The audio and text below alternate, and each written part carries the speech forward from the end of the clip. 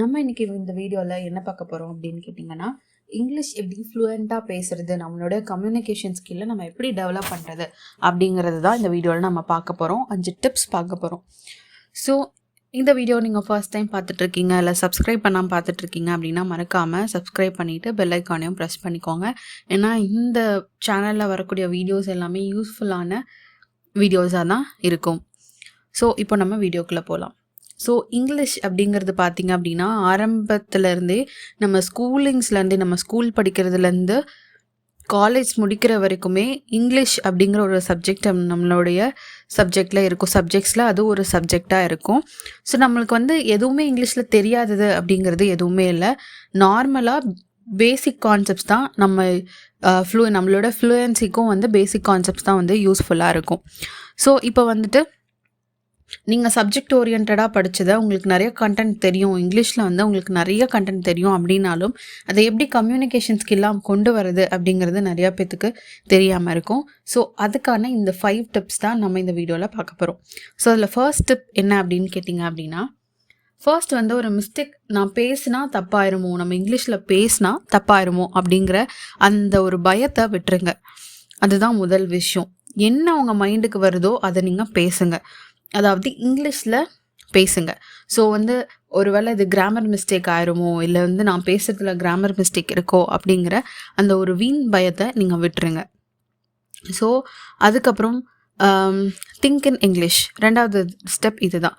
So இது என்ன அப்படின்னு பார்த்தீங்கன்னா, திங்க் இன் இங்கிலீஷ் அப்படிங்கிற என்ன கான்செப்ட் அப்படின்னா, இப்போ சம்திங் நீங்கள் நார்மலாக வீட்டில் பேசும்போதோ இல்லை நீங்கள் தனியாக இருக்கும்போதோ என்ன பண்ணுங்க அப்படின்னா, நீங்கள் ஒரு விஷயம் யோசிக்கிறீங்க நார்மலாக, சரி இன்றைக்கி நம்ம வெளியே போகலாம், ஷாப்பிங் போகலாம் அப்படின்னு சொல்லிட்டு யோசிக்கிறீங்க அப்படின்னா, நார்மலாக அது இங்கிலீஷில் நீங்கள் எப்படி பேசுவீங்க அப்படிங்கிறத மைண்ட் வைஸ் கன்வெர்ட் பண்ணி பாருங்கள். ஸோ அது இங்கிலீஷில் எப்படி பேசலாம் அப்படிங்கிறத கன்வெர்ட் பண்ணி பாருங்கள்.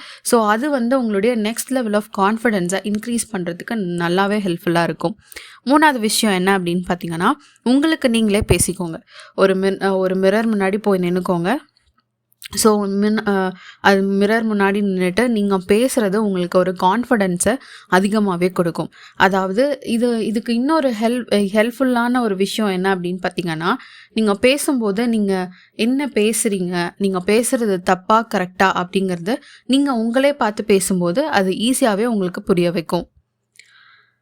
நெக்ஸ்ட் இன்னொரு விஷயம் என்ன அப்படின்னு பார்த்தீங்கன்னா, உங்களுக்கு எந்த இடத்துல நீங்கள் இம்ப்ரூவ்மெண்ட் பண்ணணும் அப்படிங்கிறத அது கரெக்டாக உங்களுக்கு தெரிய வைக்கும். ஸோ நெக்ஸ்ட் டிப் என்ன அப்படின்னு பார்த்தீங்கன்னா, நெக்ஸ்ட் டிப் நிறையா பாட்காஸ்ட்டு, யூடியூப் வீடியோஸ், மோட்டிவேஷ்னல் ஸ்பீச்சஸ்லாம் நீங்கள் கேட்பீங்க. ஸோ அந்த மாதிரி கேட்கும்போது இங்கிலீஷ் ஸ்பீச்சஸ் இருக்கும் இல்லையா, ஸோ அதெல்லாம் கேட்க ட்ரை பண்ணுங்கள். அவங்க எப்படி ஃப்ளூயன்ஸாக பேசுகிறாங்க, அவங்களுடைய வேர்ட்ஸ் என்னென்ன வேர்ட்ஸ் யூஸ் பண்ணுறாங்க, அந்த மாதிரி நார்மலைஸ்டாக ஒரு ஸ்பீச் எடுத்து பார்த்தீங்க அப்படின்னாலே அவங்களுக்கு தெரியும்.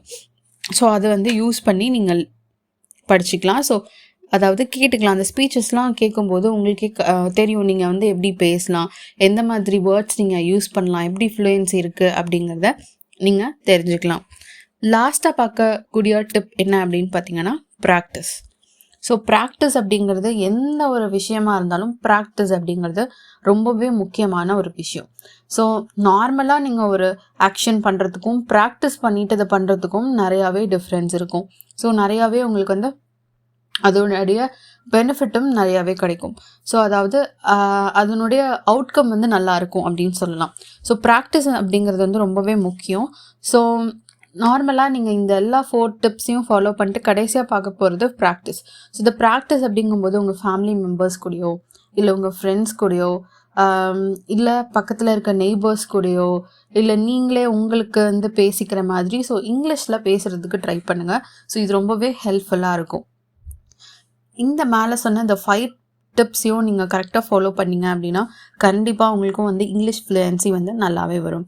ஸோ இந்த வீடியோ யாருக்கெல்லாம் ஷேர் பண்ணணும், யாருக்கு ஹெல்ப்ஃபுல்லாக இருக்கும்னு நினைக்கிறீங்களோ ஷேர் பண்ணுங்கள். மறக்காமல் சப்ஸ்கிரைப் பண்ணிவிட்டு பெல் ஐக்கானையும் ப்ரெஸ் பண்ணிக்கோங்க. வேறு ஏதாவது உங்களுக்கு டிப்ஸ் தெரியும், இங்கிலீஷ் ஃப்ளூயன்சி கம்யூனிகேஷன் ஸ்கில்லுக்கு ரிலேட்டடான ஏதாவது ஒரு விஷயம் தெரியும் அப்படின்னா கீழே கமெண்ட் பண்ணுங்கள், நானும் தெரிஞ்சுக்கிறேன். தேங்க்ஸ் ஃபார் வாட்சிங்.